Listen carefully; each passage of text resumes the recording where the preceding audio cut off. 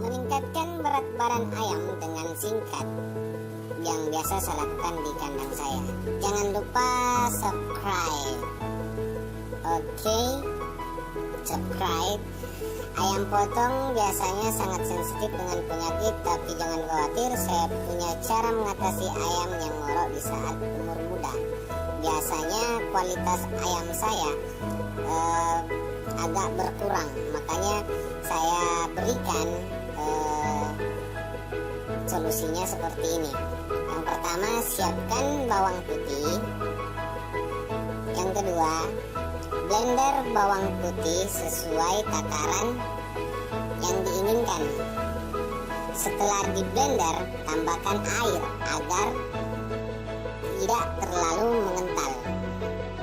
Yang keempat, berikan 1 sendok setiap tempat minum pada ayam. Biasanya saya memberikan bawang putih 1 sendok itu pada saat malam, agar pada saat pagi hari ayam agak terasa sehat dengan tenggorokan yang bersih.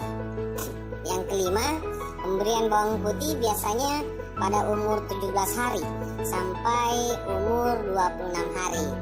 Jadi efeknya itu pada saat di umur 27 hari mereka sudah terlihat bahwa kualitas bobotnya itu akan tumbuh dengan baik karena tenggorokannya agak bersih. Pada umumnya bawang putih adalah obat antibiotik alami yang biasa saya berikan pada kandang saya, ayam saya. Oke, terima kasih. Jangan lupa kita subscribe. Oke, teman-teman.